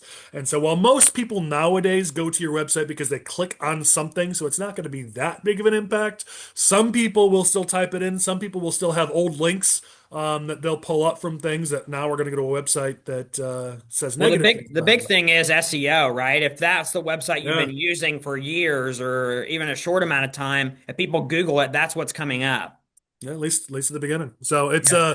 a good play by the House Republicans. Kudos to them. And there's a primary on the Republican side, so we'll see who comes out of that between Liz Bishop, the nominee from last time, and Crystal Lofgren, who was unsuccessful in the primary last time. If we get a strong candidate here, 76 is one of our few pickup opportunities on the House side. So this is one where we definitely need to make a play. All right, let's go to our news you can use. I will, as always, I go through this. I'll give my parts extra quick this week because I know we've gone pretty long. So I will do my part extra quick. And then any of our panelists who'd like to give their quick thoughts, please feel free to do so. And then we'll go through this one by one decently quickly. First, Moody's has put out their prediction for the future in Illinois. They're predicting that the state's unemployment rate's going to rise from 4.6 to 5.2% by year end, higher than the Midwest, everybody other than Michigan, and one of the highest in the country. They also predict that, here we go, I'm just looking through this. Our wealth is lagging. They talk about how personal income in Illinois is up less than the Midwest and less than the nation. Agriculture in Illinois is already in a recession, which we've obviously talked about before and we've seen, and that the budget shortfalls would continue in this state. So Moody's is predicting not a great future in Illinois based on everything they're seeing, which we've been talking about, all of us, for a pretty long time now. Moody's is It's going to be probably funny to listen to that and then see Governor Pritzker's message next week and the contradictions because you put facts in front of that guy and he just denies reality. But anyone that's living in Illinois, anyone that's dealing with the reality of the economy in the state right now knows that we're in a really tough position relative to our neighbors. Yeah. Anytime you're losing to Indiana or Iowa or Wisconsin, you got to rethink your life choices. All right, moving to the next one here. So Lane's going to bring up in post a visual here where they mapped based on the Census Bureau where incomes are rising the fastest by state over the last, well, between 2019 and 2024, the years they had the data. And U.S. incomes have risen from 68.7 to 83.7K nationally. It's a 22% increase nationally for U.S. household incomes. That's great to see. But here in Illinois, we've only gone up 13%. Fifth worst in the country, worst in the Midwest. Any thoughts on that? Or you're just, hey, great to live in Illinois. kind of goes with the Moody's projection. So it's all not good news for us, and we need to turn things around. Let's talk about cost of living in the state. One of the biggest problems when it comes to cost of living is health insurance and just medical care costs in general. Here's another map that you're going to see up on screen that Lane will bring up. Health insurance costs by U.S. state in 2026. Illinois, it's $888 per month that are being spent. It's the highest of all the surrounding states, seventh highest in the nation. So Democrats will talk about cost of living, but as we'll talk about in a second, they love increasing your cost of living and then pretending like they didn't. everything you're talking about, Colin, unemployment, income, cost of living, these are the terrible results, the terrible numbers in Illinois are a direct reflection of the public policy priorities of the Democrat Party. We have to change public policy in Illinois so that our families have a chance. And it really matters who you vote for. Yep. Illinois pensions. Obviously, 2026 is likely to be a big year talking about pensions, since there are groups who'd like to revisit the Tier 2 pensions. Well, we are now in our third straight year of being the worst funded state pension systems in the entire country. They are, I'll have Lane bring up again a map and post, but dead last among all other states for the third year in a row. Well, you're supposed to fund the pensions every year, and every year the legislature, at least again when I was in office, underfunded what the statutory requirement was to fund the pensions. And so this is where you end up. Yep. Even in those years where we had the significant amount of COVID dollars and everything else, Governor Pritzker chose to make the minimum statutory required pension contribution. So in those environments where we could have started catching up, we chose just to fall further behind. Yep. All right, let's talk about the economy a little more. So, one of the staples of the Illinois economy, at least from a brand perspective, has been John Deere for a very long time. Well, they announced a giant expansion, bringing production from overseas in Japan, bringing it over to America, which is awesome. Where did they decide to bring this manufacturing? They brought it to Indiana and to Kentucky. They are based here in Illinois. They have a giant facility in Illinois, but they are spending, looks like $70 million in North Carolina to build facility there. And I don't have the number of what they're spending in Indiana, but it's 150 jobs there. So John Deere, Don DeWitt made me aware of this with a post on social media. Great Illinois company, and they're investing in other states. Added to State Farm, to Boeing, to Caterpillar. United, yeah. Goes on. I'm actually sitting in Indiana right now, Colin. And when Caterpillar does something, when Boeing does something, Walgreens does something, that often gets the headlines. But I've spent the last few days driving through small county seat town after small county seat town in central and southern Indiana. And there is a vibrancy that you feel on the town square. You see buildings going up, you see activity, you see things happening. When you go through the peer communities on the Illinois side of the border, you don't feel it, you don't see it. And it, again, is a direct reflection of the public policy priorities of elected officials in this state. Indiana folks say, we want to grow, we want to create jobs, we want to provide opportunity. And Illinois elected officials are clearly just going back to the same old washed up progressive policies that don't help anybody. Well, and it's a perfect segue to our next topic here, because we have an environment in this state, a business environment in this state, where we can only grow jobs by government handouts at this point. And quantum is a good example of that. The concept of this sounds great. I love the idea of this. Let me be clear. But because the business environment's so bad in this state, in order to create jobs, in order to get businesses to locate here or grow here, it requires significant government investment. And what we're seeing right now is the quantum hub in Chicago so far has produced just 300 jobs. And on average, those jobs each have cost taxpayers $276,000. We're in a situation right now where we've just got to beg and plead and spend lots of money to create these jobs, when instead what we could do is create an environment where businesses wanted to come here. I would love to live in Illinois where we didn't have to have a giant press conference and press release because a business brought 50 jobs to this state. That should just be a normal Tuesday where it happens multiple times, but that's just not the reality in Illinois. Lane's going to bring up a graph in post so you guys can all see the tax breaks per industry in this state. And the quantum industry is second in terms of the amount of money that needs to be, or that's being invested for those jobs. They're high paying jobs, they're future jobs, I get it, but it's a lot of tax dollars being spent. It's also interesting to see in that graph, that top number, data center jobs, it's costing taxpayers nearly $1.5 million per job in incentives. So kind of goes to our earlier conversation, but I'd love to have an environment where businesses could actually thrive in this state. 276,000 a job. I'm in the wrong industry, Colin. And it's twice as much as most of these jobs are paying. So I can't quite do the math there myself, but whatever. All right, let's do a couple things here. Let's talk about some bad bills. So, Michael made fun of Juliana Stratton recently for saying she wanted a $25 national minimum wage. Well, it looks like Kimberly Lightfoot and Norma Hernandez want to one-up her, and they want to bring a $27 minimum wage to the state of Illinois. They've each filed bills to do so. So it would go up a little bit every year between now and 2032. And then, by the way, in 2033, it'd be capped, or I'm sorry, it would be indexed to the CPI. So it would continue to grow even beyond that. So NFIB, Noah Finley, who's been a guest for a while, pointed this out, and I'm glad that he did so we could talk about it. So there you go, Michael. Are you excited about this? I mean, these people, like, I understand like cost of living and all those things, but you raise it to that $27 an hour. You go through the McDonald's drive-through, you're going to be paying $21 for a quarter pounder meal. So it's like, well, are you really at the end of the day, are you really ahead? No, you just drive the cost of everything up. Well, the good news is, Butler, you and I would be getting a raise. Yeah, right. Oh, I think Oh, just back on the McDonald's example is the next time you go through, there's going to be a robot there to take your order, and there won't be. that's the more accurate. I mean, we're not going to be paying people $60,000 to work the McDonald's drive-through. I mean, that's what you're going to be paying people if it's $27 an hour.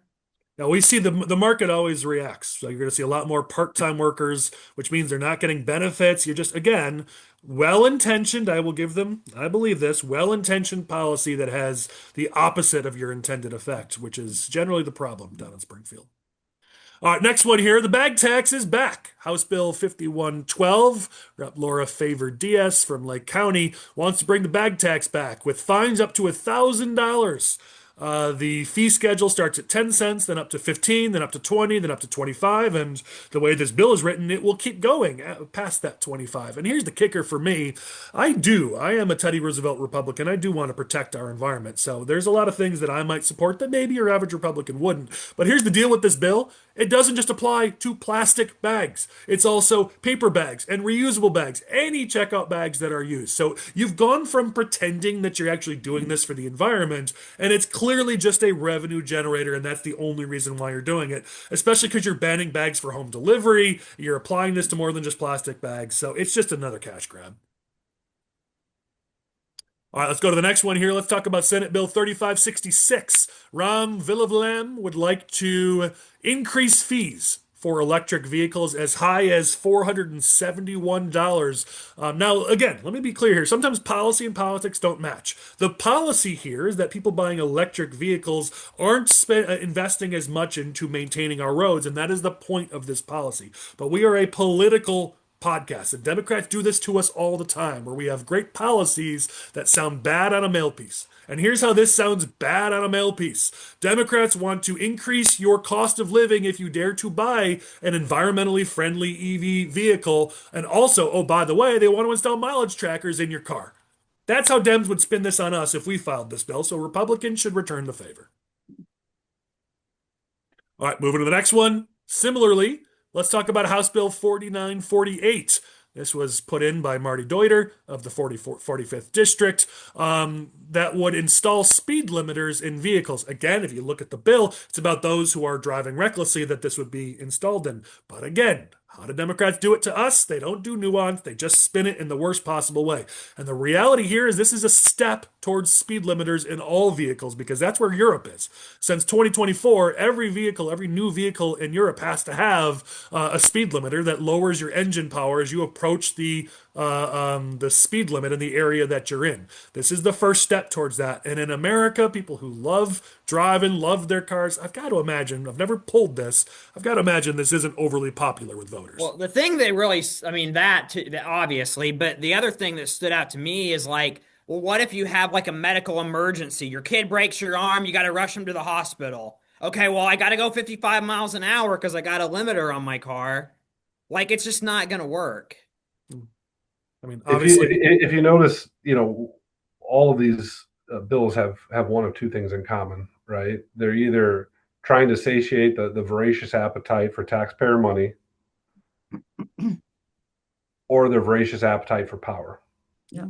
Control. And that's what the Illinois Democrat Party is about: money and power. And Republicans need, to your point, Collin, need to aggressively educate the public on those issues.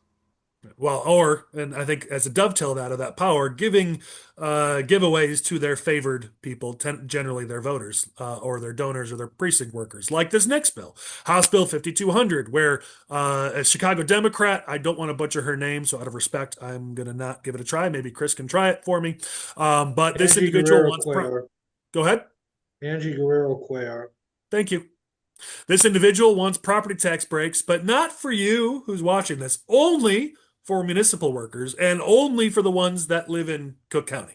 So I think we can all agree, I think we need to lower our property taxes, but this will have the opposite effect that for the average working family in Cook County, this is going to raise their property taxes because when you give a break to one, the bill has to get paid by somebody. So yet another situation where Democrats are raising the cost of living for average working families, everyday Illinoisans in this state. Well, maybe if they all get to benefit their favorite groups. Maybe if they get a property tax break like this, then they can start paying off their utility bills that they owe. To the city of Chicago? Yep, Yeah. there you go. Colin, this reminds me of a proposal that was brought up at a Republican meeting I was at Tuesday, wherein somebody suggested to Ted Dabrowski and Rick Heidner that we should abolish property taxes for anybody over the age of 80. And I thought that was a very ridiculous idea. But that just seems like there's a lot of ridiculous ideas about who should not pay property taxes. No, bill gets paid by somebody is the point. So let's maybe start lowering costs instead of constantly shifting the burden onto somebody else. Butler and I are the ones who are paying the burden. All right, let's go. We're almost done here, guys. A couple more bad bills here. So this is another situation where, so House Bill 4785 and House Bill 4585, two bills by Lindsley LaPont. Chris, which one is right? LaPointe? I've only heard LaPointe. Okay. Where, listen, I think you can make an argument for bills that will create more support for mental health, create more support for people's health. So I don't necessarily know enough about these bills where I have a position on the bills. Here's the point. Over and over, we see every year Democrats put forward dozens and dozens of bills that pass that all sound good, that help this group, help this group, help this group. What's the end result? That gets paid by somebody. When you wonder why, earlier on we talked about how healthcare costs in this state are among the highest in the country. It's because we keep constantly passing bills that continue to say, okay, now cover this, now cover that, now cover this. And so healthcare bills, your health insurance bills go up. And so for those of us who are paying those health insurance bills, the problem is every time they pass bills like this, our bills next year are going to go up a little bit more. And so if you're talking about Democrats down in Springfield, I continue to encourage Republicans, talk about healthcare because we don't talk about it enough. And the problem in Springfield is all these Dems who keep putting more and more and more mandates on the healthcare industry. Somebody pays that, and that's all the rest of us who are paying those bills. All right, Chris, let's do this fast, but let's talk about how we've talked about it before. Cook County's property tax problems, they're this Tyler Technologies, this tax system that's been a giant money sink, and that hasn't worked and has been all sorts of problems. Well, we talked previously about how the delay has cost school districts throughout Cook County a massive amount of money. $174 million, I think is the current. No, that's a different thing. Hold on. I think it was like 120 something. It's somewhere in here in my notes, but it's cost school districts a significant amount of money, all because of the ineptitude of Tony Preckwinkle and the leadership in Cook County. Well, now we have from the libraries, we have a story in the Chicago Tribune that's worth a listen or worth a watch or a read, because now libraries are saying that they are out millions of dollars. We don't have an estimate here. School districts was 122 million. I just found it. We don't have an estimate for the libraries, but now they're talking about how they're out a significant amount of money. And here's the kicker, though. There was another problem in the calculations for libraries where some libraries actually got more money than they were supposed to get. Palos Heights got 158% of the money they were supposed to get. A number of other libraries got too much money. Tyler Technologies had no idea. Cook County had no idea. It was the Tribune that found it, working with these libraries that reported on it. And now Tyler Technologies is like, oh, yeah, we got it. And Maria Pappas is like, oh, we're dealing with it. We're fixing it. So that is how messed up this system is. And there was a hearing in Chicago where the deputy city treasurer was asked straight up, do you believe that the system has been fixed? And they said, no, they do not believe that the system has actually been fixed. So obviously Brendan Riley's using that in his campaign for Cook County president. So here we go. We continue to have problems in Cook County where they can't do the basics. You'd think Democrats in the state would be really, really good at collecting taxes from you because that's their number one thing they want to do. And in Cook County, they can't even do that. Yeah, kudos to Brendan Riley for using this as a campaign issue against Tony Preckwinkle. Is it going to make them win? No, but I'm glad to see that there's actually somebody calling out county policy on this. Yeah. All right, last thing, and then I know we're going to start losing our guests here, so let me give the last one here for news you can use, but it's a good news because I'm sick of all the bad news. So one good thing here, TMA put this out. Go check it out on tmanews.com. But Republicans and associations like TMA were fighting really hard for reform to BIPA. We've talked about it a lot in the past. We don't need to talk about it too much here, but here's the kicker here. A report just came out that said under the changes that have been made, under those changes, filings under the Illinois BIPA Act declined sharply in 2025. It was 427 of them in 2024, only 150 in 2025. Now, still more work to be done, I'll be clear. But actual progress, something that was actually done to make things better, make life better for our job creators in this state. So kudos to everybody who fought for that. And I know TMA was at the forefront of that. CALA, Illinois was fighting for that. Democrat Bill Cunningham, I know, led the charge on the Democratic side. I got to give kudos where it's due. I know a lot of Republicans supported it as well. So I just give praise to all those for actually getting something done that helped people in Illinois. Kind of exciting. I would like to add that the Illinois Chamber of Commerce has been fully behind that and working with all those legislators to help make that happen as well. So the chamber's quite happy about what has been happening there. Good. Yeah, there's been good progress there, Collin, but keep in mind all those Democrats that led the charge to fix it were the same Democrats that were warned what was going to happen before they implemented it. So that's fair point. You were correct. So look, progress is progress, so that's a good thing. But there is so much more to be done on that issue. That is true. All right. Well, I know, Jason, you are on a really tight schedule, so if you've got to go, certainly I respect that. Leslie as well. We're going to get into our fun segments at the end, but you guys may or may not want to be, sticking around for that. So whatever you got to do, we appreciate your time. Thank you very much. I do have to scoot, so I have a 5 o'clock. So thanks so much. Thank you, Leslie, for joining us. Bye. Jason, if you got to go, or if you want to list a quick OG or clown, feel free to do so on your way out the door. No, I've got about 3 minutes here, so I'll stick around for 3 minutes of fun. All right. Anybody got some fun stuff? Michael, Chris, you guys got any fun OGs or clowns this week?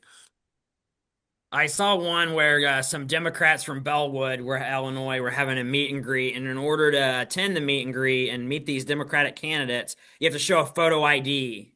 It's required. So, God forbid somebody ask one for voting, but if you want to meet a Democrat candidate for state rep or state senate, you better have an ID with you. Usually I have a lot of clowns of the week. Most of them are in the Trump administration, but we're just going to skip all that today. Anyway, my clown of the week is the Chicago Tribune. We've talked before on this wonderful podcast about how the Chicago Tribune used to be a moderate, even Republican-leaning newspaper. No longer. In fact, they released their endorsement for Illinois' 6th Senate district. That current incumbent is Senator Feigenholtz, and they endorsed her opponent, the lovely Nick Utajewski, otherwise known as Witness 2 in federal depositions, because of alleged crimes that happened under his former boss, Congresswoman Murri Newman. He is a radical progressive, but the Chicago Tribune thinks he's just the bee's knees.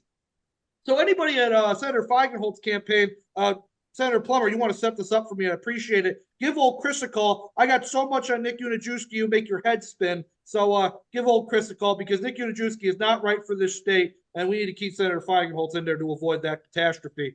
My OG of the week is a local hero. In the city of Oak Forest, Alderman Ken Knutz has been Ken Keeler's his actual name, but he's known as Kenny Knutz, and he owns a pizzeria in town.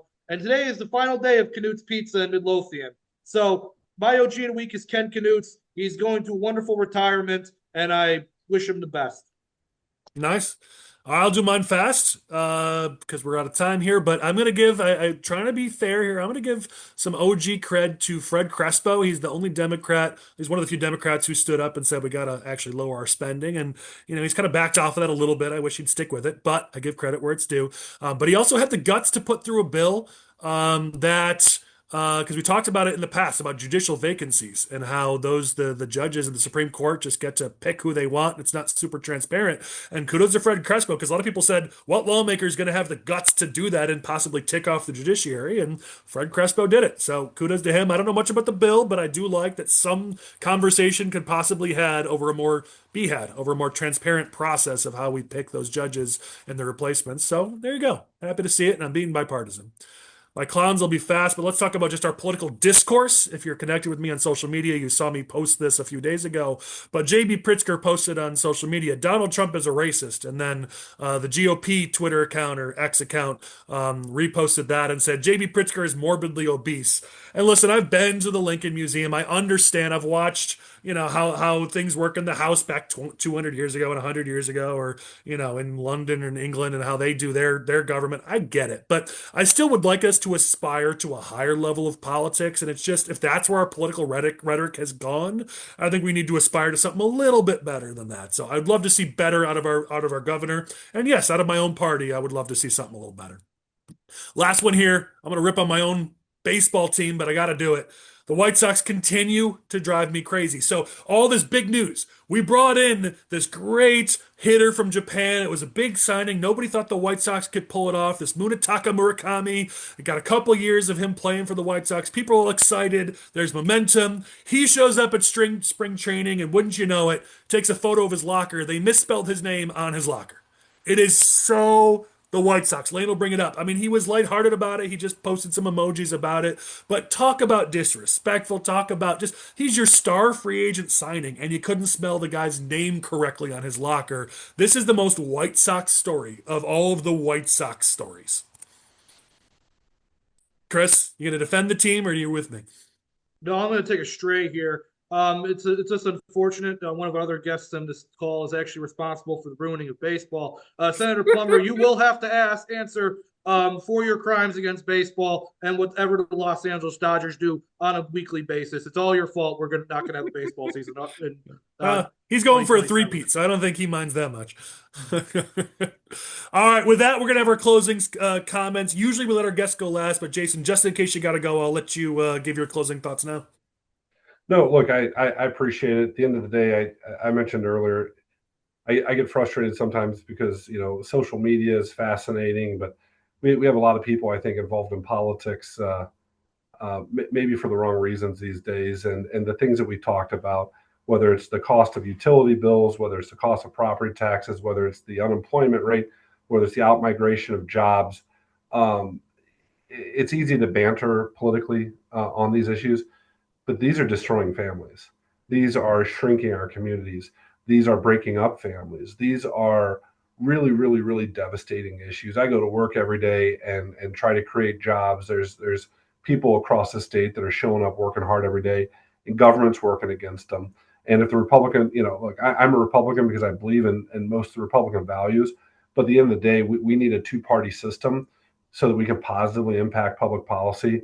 And if the Republican Party decides that, we're just going to focus on me issues, or we're just going to, go on, agendas that are focused on singular personalities rather than the common good and rebuilding our communities, rebuilding our families, we're going to have real problems. So I appreciate the discourse on this podcast. I hope people listen. I hope people realize that there's a lot of folks out there fighting.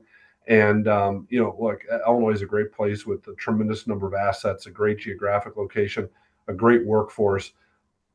But we can't survive too many more years under this policy direction. There's not going to be much left of the state. So, look, we all need to be engaged. I know you guys are engaged. I appreciate it. I hope we have some good primaries. I hope we come out united, and I hope we can put a serious effort together to be successful in the fall. Couldn't agree more. Michael and Chris, you guys both brought the heat decently, but you know what? Michael had it where he was jumping in, and Chris, you had to back off because Michael was so excited. So Michael gets the final word. Chris, go ahead. And Jason, guys, I got to bail, but thank you so much. I appreciate it. I'll see you guys. Thanks. Chris, your final word. I have no riveting speech this week for our audience. It's very exhausting right now. We have 33 days today. It's going to be 32 when you're watching this, even less perhaps. It's really just time to put the pedal to the metal. Knock on your doors. If you're a field director, start planning your early voting. Make sure you got your vote by mail letters. Those should already have gone out. So everybody have a good weekend that hopefully includes door knocking. Michael, what do you got, buddy? I'm just gonna say, we just went through filing week, deadline week, all these crazy bills. Some of them good, some of them absurd. Like if you're a candidate, if you're running against, an incumbent, or you're a state rep or state senator yourself, we have to be taking advantage of these and making sure that people are aware of what's going on in Springfield, because some of these bills are so absurd. If you vote for the person that filed them, you're dumb. Well, I think it's a good closing thought that we've got to be engaged here, because I'm sick and tired of people telling me towards the general election, oh, I don't like any of these candidates. Well, guess what? Now is when we're picking those candidates. So if you want to do something about it, it's not enough to just post some things on social media. We're recording this on February 12th. So it's essentially a month from election day. Get out there, go volunteer for the candidate that you like. Go get out there and support them, because you're just gonna say, "Hey, I don't like who we nominated." Well, did you do something about it? So go do something about it, and let's see if we can actually get some common sense things done in this state. Because my goodness, do we need it? All right, with that, I'm gonna keep hoping the weather continues to improve, because it keeps getting warmer heading towards next Thursday. So maybe we'll have a smoke-filled rib next week. One could dream. Catch you all next week.